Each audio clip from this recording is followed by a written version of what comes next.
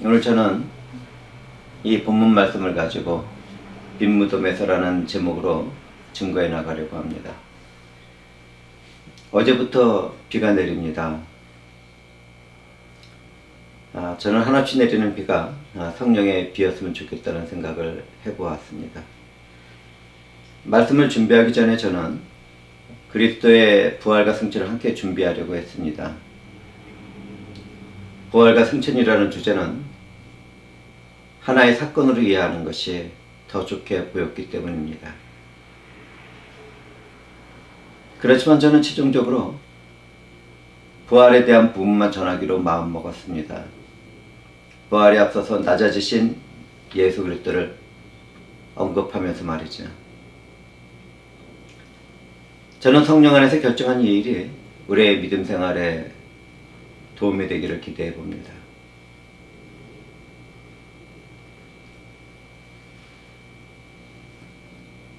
우리를 사랑하시기에 한없이 낮아지신 예수 그리스도는 십자가 위에서 죽음의 상태에 이르렀습니다.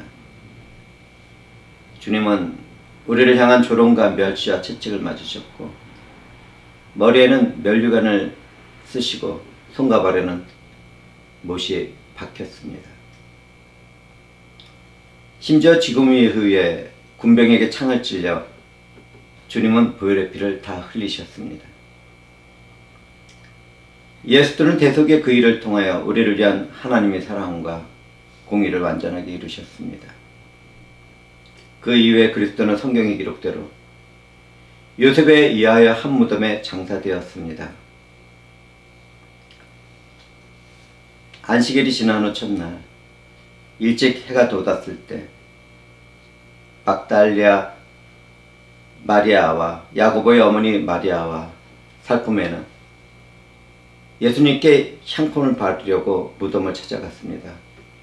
그러나 그곳은 비어져 있었고 예수 그리스도를 찾을 수 없었습니다. 그 대신에 빈 무덤에는 흰옷 입은 청년의 모습을 한 천사가 있었습니다. 그는 말했습니다. 놀라지 말라. 너희가 못 박힌 나사렛 예수를 찾는구나. 그가 살아나셨고 여기 계시지 아니하니라. 보라, 그를 두었던 곳이니라. 천사는 빈 무덤에서 예수 그리스도의 부활을 선포했습니다. 죽임을 당하신 예수 그리스도를 두었던 곳은 비어져 있었습니다. 주님의 부활은 지나간 세대와 지금 현재와 미래에 오게 될 세대까지 온 인류에게 영원한 생명의 소망을 안겨주었습니다. 주님은 예수도 안에서 자신의 영혼을 맡기려는 사람들을 위하여 낮아지신 가운데 모든 구속을 완전히 성취하시고 부활하셨습니다. 주님의 뜻대로 구원의 잔치에 초청을 받은 사람들은 그분의 종들을 통하여 복음을 듣게 되었습니다. 우리 주 예수도는 부활을 통하여 사망과 죽음으로부터 승리를 거두셨고 그분의 순결한 신물들을 불러 혼인잔치를 베풀고 계시는 것이죠. 주님이 다시 오시는 그날까지 이러한 일은 계속될 것입니다. 복음을 듣는 사람들은 복된 사람들입니다. 저와 형제 자매들의 죄가 아무리 크고 중하다 해도 예수 때의 믿음 안에서는 완전하고 탁월하게 해결됩니다. 생명이 구원을 받은 복음의 은혜 앞에서는 그 어떤 조건도 행위도 필요하지 않습니다. 값 없이 돈 없이 무조건 주님 앞으로 나오기만 하면 인생의 모든 문제와 허물과 죄와 사망의 일들은 해결이 됩니다. 내가 영육간에 굶주려 있습니까? 불쌍하게 정죄받는 죄인입니까? 버림받아 의지할 데가 없는 사람입니까? 도저히 용서받지 못할 악한 죄를 저지른 사람입니까? 실수와 실패 가운데 방황하는 영혼입니까? 병들고 나약한 사람입니까? 이런저런 일들로 인해 죽고 싶은 충동에 사로잡힌 사람입니까? 지금 제가 언급한 이런 것들은 구원의 복음 앞에서는 그 어떤 문제도 되지 않습니다. 누구든지 우리 주 예수의 발 앞에 믿음으로 무릎을 꿇으면 모든 문제와 장애는 해결됩니다. 우리 주 예수는 자기 앞으로 나오는 사람들을 절대로 거절하지 않습니다. 누구든지 예수가 나의 허물과 제 형벌을 대신받고 죽고 부활했다고 믿는 사람들은 하나님이 의롭다고 선언하시고 영원한 새 생명을 받은 자녀로 받아주십니다. 앞으로 자주 나오는 단어가 되겠지만 이러한 일들을 칭의라고 부릅니다. 우리는 주 예수의 초청을 따라 예배에 참여한 사람들입니다. 그러나 누가 선택을 받았는지는 아무도 모릅니다. 선택받았다고 표현할 때는 예수 그리스도로 옷을 입은 믿음을 말하는 것입니다. 단지 종교인으로 교회의 예배에 참석한 분들은 제가 방금 드린 경고의 말씀을 절대로 잊지 말아야겠습니다. 나는 예수 그리스도가 알고 있는 선택받은 사람입니까? 아니면 단지 복음의 초청을 따라 인간의 열정을 가지고 교회 마당만을 받는 종교인입니까?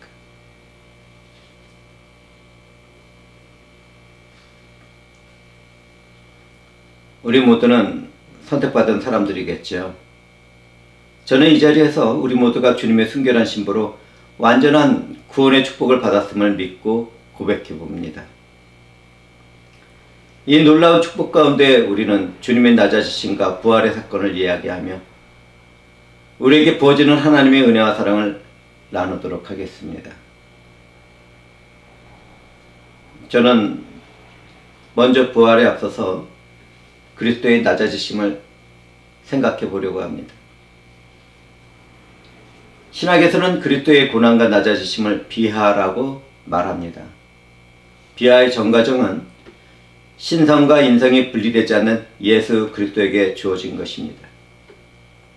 우리 주 예수 그리스도는 자신의 육체와 영혼을 선택받은 자들의 죄에 대한 희생 제물로 드리셨습니다.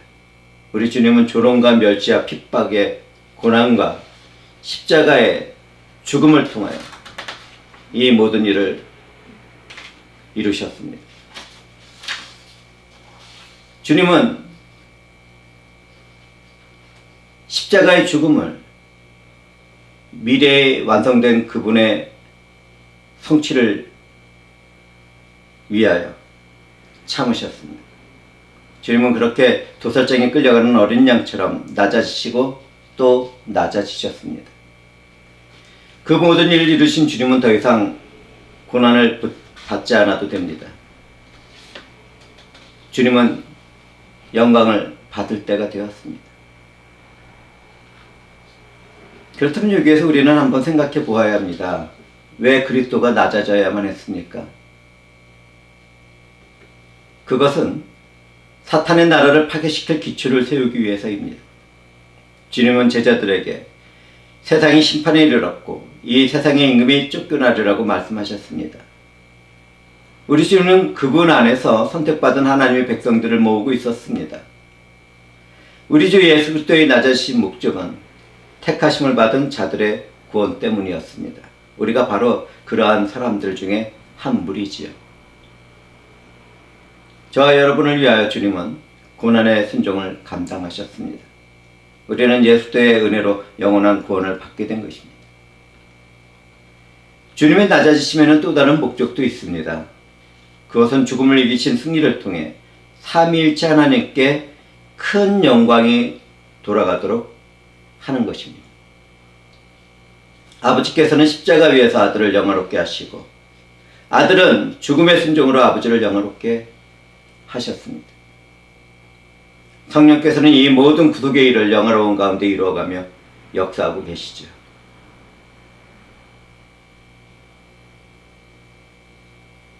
따라서 우리는 단지 구원으로 기뻐해서는 안 됩니다. 내가 구원을 받았다는 것만으로 기뻐해서는 안 되는 것입니다.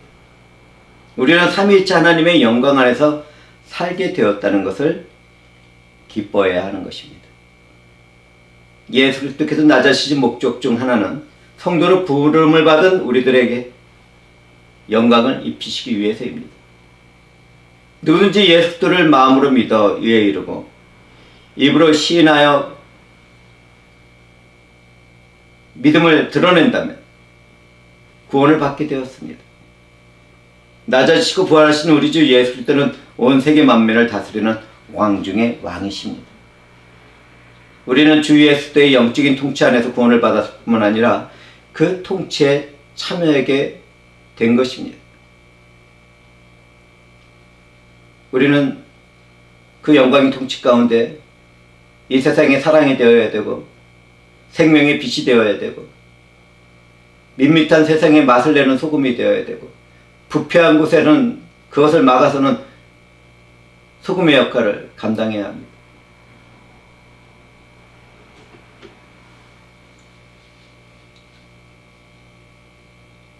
주님의 통치를 받는 우리는 그분의 통치 안에서 이 패역한 세대까지 사랑할 수 있어야겠습니다.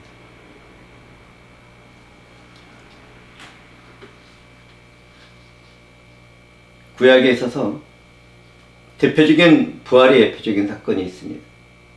그것은 아브라함의 믿음에 대한 순종의 이야기지요. 하나님은 아브라함에게 그의 사랑스러운 약속의 아들 이삭을 데리고 모리아 땅으로 가서 지시하는 한 산에서 번제를 드리라고 말씀하셨습니다. 아브라함은 하나님의 말씀에 순종을 하였고 칼을 내밀어 그의 아들을 잡으려고 했습니다. 뿐만 아니라 힘이 넘치고 젊은 아들 이삭은 늙고 연약한 아버지께 순종했습니다. 이삭은 자신을 죽이고자 하는 아버지에게 반항도 하지 않으며 자신의 생명을 맡겼습니다. 우리 주 예수 그리스도를 예표하는 행동을 한 것이죠. 아브라함은 하나님의 언약의 축복을 믿었습니다. 만약 이삭을 죽였다 하더라도 하나님께서 부활시킬 것을 아브라함은 믿음으로 확신하였고 이삭은 같은 믿음으로 순종하였습니다. 그때 하나님은 한 순양을 준비하고 가져다가 아들을 대신하여 번제를 드리게 하였습니다. 하나님께서는 자신의 독생자 예수 그리스도를 그분의 뜻대로 남은 자의 구원을 위하여 희생제물로 삼으시겠다는 예표를 보이신 것입니다. 여호와의 산에서 준비된 예수 그리스도는 그분의 뜻대로 십자가 위에서 죽으시고 부활하셨습니다. 예수 그리스도가 죽은 자로부터 부활하신 것은 구속의 성공과 효력을 위해 필수적인 것이었습니다. 해도 되고 안 해도 되는 것이 아닙니다. 반드시 해야만 되는 일이었습니다. 성부 하나님께서는 아들 예수 그리스도에게 전체 구속의 사역과 또 완성과 효력의 축복을 베푸는 일까지 다 맡기셨습니다. 우리 주 예수 그리스도는 유일한 하나님의 대제사장으로서 그 역할을 감당하셨습니다. 주님은 왕으로서 실제로 그날을 다스리시며 최초의 완전한 선지자로서 그 모든 것을 선포하고 선언하셨습니다. 그러한 주님의 일들이 성령을 따라 이 예배 가운데서도 이루어지고 있습니다. 주님은 이 모든 사역을 완전한 하나님이며 완전한 사람이신 그분의 독특한 인격체로 완전하고 탁월하게 이루셨습니다. 얼마나 영광스러운 일입니까?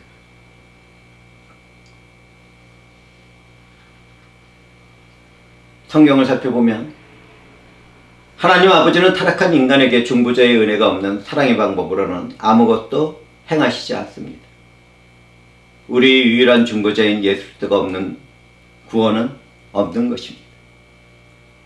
하나님의 구속을 성공시키기 위해서는 중보자 예수 그리스도께서 이 땅에서 태어나 살았어야 했고 죽은 자로부터 부활하셔야 했습니다. 우리 주님은 잠시 죽음의 권세 아래 있으므로 구속을 이루신 후 그 효력을 얻기 위해 죽은 자 가운데서 부활하신 것입니다. 주님은 그 일을 완전히 성취하심으로 죽은 자와 산 자의 주인이 되셨습니다. 우리가 예수 그리스도를 주님이라고 부르는 이유입니다. 예수 그리스도는 한 개인으로서가 아니라 택하심을 받은 모든 교회의 머리로서 부활하셨습니다. 이러한 것을 깨닫는 것은 굉장히 중요합니다. 많은 사람들이 예수 그리스도는 나를 위하여 죽으셨습니다. 부활하셨습니다. 이렇게 고백을 하지만 단지 그것이 전부가 아닙니다. 우리 주 예수 그리스도는 한 사람 한 사람의 영혼을 위해서도 부활하셨지만 그분의 지체가 되는 교회를 위해서 부활하신 것입니다. 우리 모두는 그리스도 안에서 부활했다는 것을 잊지 말도록 합시다. 그리스도는 죽음에서 부활하심으로써 하나님의 완전한 이가 되셨습니다. 그리스도는 부활을 통해 모든 택하심을 받은 자들의 죄를 위해 행하신 모든 일들을 입증하시고 확증하셨습니다. 그리스도의 부활은 우리를 향한 하나님의 칭의를 보장하는 것이지요. 하나님이 얼마나 우리를 어떻게 사랑하셨는지 우리는 주 예수 그리스도의 죽음과 부활을 통해서 바라보게 됩니다. 그리스도께서 자기를 낮추시기를 십자가에 죽기까지 복종하셨기 때문에 하나님께서는 주님을 지극히 높이셨습니다. 그리스도를 죽은 자 가운데 살리심으로 성부 하나님께서는 우리의 죄를 위한 그리스도의 고난과 죽음의 사역을 인정하셨습니다. 예수 그리스도께서 그 모든 사역을 완성하신 후에는 더 이상 죽은 자 가운데 계시지 않아도 됐습니다. 부활하신 우리 주님은 우리를 위해 지불해야 할 죄값이 남지 않았습니다. 우리의 허물과 죄로 인하여 하나님의 진노와 심판을 받아야 할 죄의 책임도 남지 않았습니다. 저와 여러분은 과거의 죄와 현재의 죄와 미래의 죄까지 용서를 받았습니다. 저는 마음대로 살아도 된다고 이야기하는 것이 아닙니다. 하나님의 은혜가 무엇인지 예수 그리스도가 행하신 완전한 일들을 선언하고 있는 것입니다. 그것을 믿는 자들에게만 생명의 소망이 있는 것입니다. 이러한 은혜를 받은 우리는 성령으로 거듭난 가운데 회개와 믿음으로 성장하는 성화의 삶을 살게 되었습니다. 그리스도께서 우리를 이롭다고 하심을 위해서 살아나셨다고 한 말은 이러한 뜻입니다. 만약 누구든지 자신의 의가 예수 그리스도의 은혜를 넘어서고 있다면 아무런 소망도 없는 것입니다. 아무리 성실하고 아름답고 거룩한 모습을 한 삶을 살아간다 하더라도 그 일에는 아무런 의미가 없습니다. 그렇게 살았음에라도 지옥의 형벌이 남게 됩니다. 하나님의 은혜를 온전히 알게 된다면 제가 말씀드리는 이러한 것들이 이해가 될 것입니다.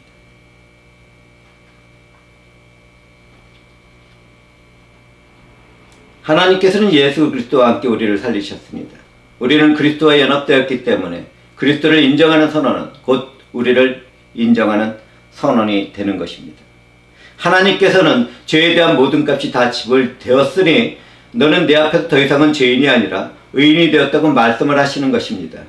우리는 아무것도 하지 않았는데 말입니다. 오직 회개와 믿음 가운데 나가기만 하면 됩니다. 이것이 우리 주 예수 그리스도가 이루신 칭의의 내용입니다. 예수 그리스도는 교회의 머리로서 우리가 모두 따라야 할 확실한 보증으로서 영원한 생명을 소유하신 자가 되었습니다. 왜냐하면 그리스도가 죽은 죄 가운데서 부활하였을 때 그 안에서 영원한 생명이 시작되었기 때문입니다. 우리의 영원한 생명도 이미 주님이 부활하신 그때 얻게 되었습니다. 주님의 생명은 죽기 전에는 죽을 수밖에 없는 생명이었지만 부활하신 후에는 결코 죽지 않는 영원한 생명이 되었습니다. 부활하신 예수들은 영생의 소유자가 되셨고 자신뿐만 아니라 자기를 믿는 모든 사람들에게 영생을 주기 위하여 그것을 소유하신 것입니다.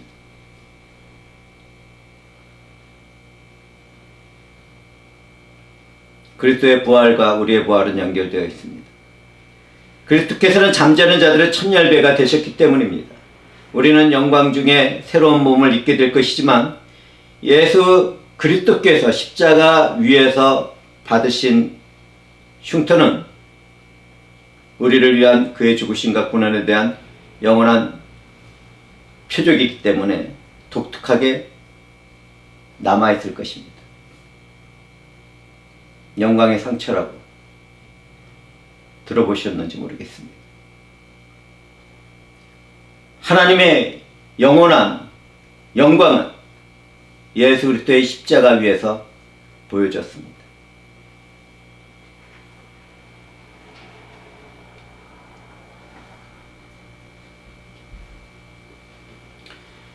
예수님의 부활은 우리를 거듭나게 하시고 산소망이 있게 하셨습니다. 저는 예수님께서 죽은 자 가운데 살아나셨을 때 어떤 생명을 소유하셨는지 잠시 말하려고 합니다. 주님이 부활하셨을 때에는 하나님께 대한 순종과 교제를 완전하게 이루는 인간의 영과 몸으로 부활의 생명을 소유하셨습니다. 주님은 부활을 통해 우리에게 동일한 새 생명을 주셨지요. 얼마나 감사합니까? 그럼에도 우리의 몸은 여전히 남아 있어서 연약함과 허물과 죄와 늙음과 죽음에 매여 있기 때문에 새로운 부활의 생명을 온전하게 다 받은 것은 아닙니다. 내가 그리스도인이 되었어도 완전할 수 없는 이유이죠. 그러나 우리의 영혼은 마지막 날에 새로운 부활의 능력으로 다시 살아나게 됩니다. 개인의 죽음으로써도 그 일은 이루어지고 그 이후에 주님의 오심으로써 그 일은 완전히 성취되게 됩니다. 우리는 예수 그리스도의 부활을 믿음으로 성령으로 거듭났고 새 생명을 얻은 것입니다. 이 일은 취소될 수 없고 이 일은 거절될 수 없고 이 일은 일어나지 않을 수 없습니다. 바울사도는 그리스도의 부활을 우리 안에서 역사하는 영적인 능력과 연결시켜서 말합니다. 우리는 그리스도 안에서 산자가 되었다고 그는 이야기합니다. 부활의 능력은 비록 우리가 이 땅에 사는 동안에 완전할 수는 없지만 우리의 삶 속에 남아있는 죄를 점점 더 물리치게 되는 능력을 포함하고 있습니다. 지금은 비록 쓰러져 있어도, 지금은 비록 실패하고 있어도, 지금은 비록 좌절 가운데 신약하게 되었다 하더라도 반드시 회복되는 시간을 갖게 됩니다. 부활과 영원한 생명의 소망을 받은 우리 안에서 일하는 하나님의 성령이 역사하기 때문입니다. 이러한 일은 성화의 삶으로 나타납니다. 매일 회개와 믿음의 삶을 통하여 이루어지는 성령의 능력이 함께한다는 것. 사랑하는 형제 자매들은 인식하시고 믿으시고 성령을 따르시기 바랍니다.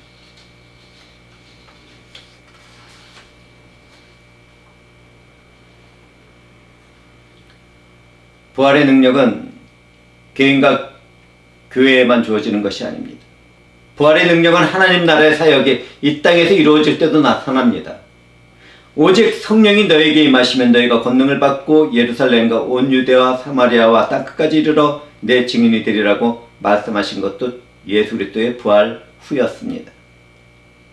우리는 복음을 전하고 기적을 행하며 원수의 대적을 물리치는 강력하고 새로운 능력을 갖게 되었습니다. 비록 지금은 연약해 보인다 하더라도 결정적인 어떤 한순간에 이르게 된다면 선택받은 하나님의 백성들이라면 그러한 일들을 행하게 되는 것입니다.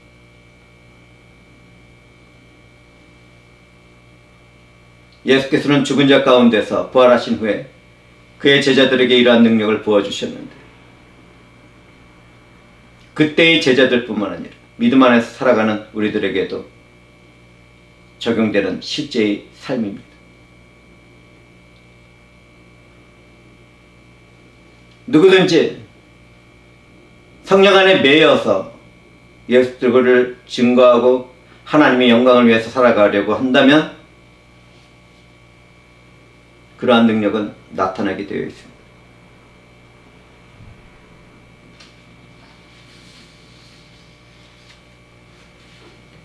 돌아보면 그리스도의 죽음은 인류의 역사 가운데 일어난 사건 가운데 가장 위대하고 가장 놀라운 사건이었으나 동시에 큰 슬픔을 안겨준 사건이었습니다. 그 당시의 사람들에게는 더욱 그렇지요. 그러나 그리스도의 부활로 인하여 그 슬픔은 기쁨으로 바뀌었습니다. 교회의 머리는 영생을 소유하게 되었고 주님의 지체가 된 교회는 산소망으로 거듭나게 되었습니다. 이것이 우리들의 신앙의 고백입니다. 주님이 우리 모두를 위하여 죽으시고 장사된 이후 좌절과 슬픔의 울음은 계속되었습니다. 밤은 소망을 잃고 어둠에 깊이 잠겼습니다. 그러나 첫 아침에는 무슨 일이 있었습니까? 무덤은 비어져 있었고 부활의 기쁨은 넘쳤으며 주 예수 때의 영광의 빛은 떠올랐습니다. 교회는 그 머리와 함께 즐거워할 수 있는 거룩한 안식과 기쁨이 충만하게 되었습니다. 그러한 예배의 날은 지금까지도 매주마다 구별되어 지켜지고 있습니다. 우리가 그 증거들입니다. 복음 시대에는 가장 정확하게 그리스도의 부활과 함께 시작되었습니다. 그리스도가 죽은 자 가운데 다시 살아날 때까지 구약에 속하는 율법의 영향은 계속되었지만 주님의 부활 이후에는 그것이 멈추게 되었습니다. 하나님의 섭리의 모형 가운데 있었던 율법은 죽었고 부활하신 예수 안에서 사랑의 섭리가 완성되었습니다. 그 사랑은 은혜로서 우리 가운데서 역사하고 있습니다. 주님의 빈무덤에서 우리는 무엇을 바라보게 됩니까?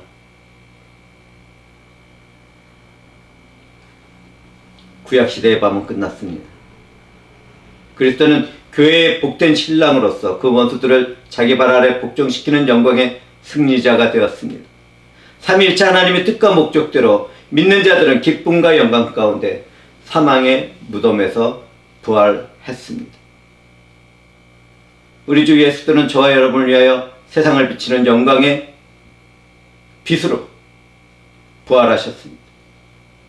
우리는 그 영광의 빛 가운데 희락의 기쁨을 품고 자기에게 주어진 삶을 참고 인내하며 선을 이루며 살아야겠습니다. 선지자들이 수없이 예언하던 영광의 시대가 희락의 기쁨 가운데 황홀한 삶을 살아가는 우리 안에서 시작되었고 지속되고 있습니다. 복음의 해가 영광 속에서 떠올라 치료하는 관성을 비추니 하나님의 이름을 경외하는 자들은 나가서 외양간에서 나온 송아지같이 뛰게 되었습니다. 저는 시편 118편 24절 말씀으로 설교를 마치고자 합니다. 이날은 여호와의 정하신 것이라. 이날에 우리가 즐거워하고 기뻐하리로다. 주의 성령께서 부활을 이루신 예수 그리스도를 증거하는 자들에게 역사하시고 권세와 능력이 되어주셨습니다. 기도하시겠습니다. 아버지 감사합니다. 영광이 주 하나님 감사합니다.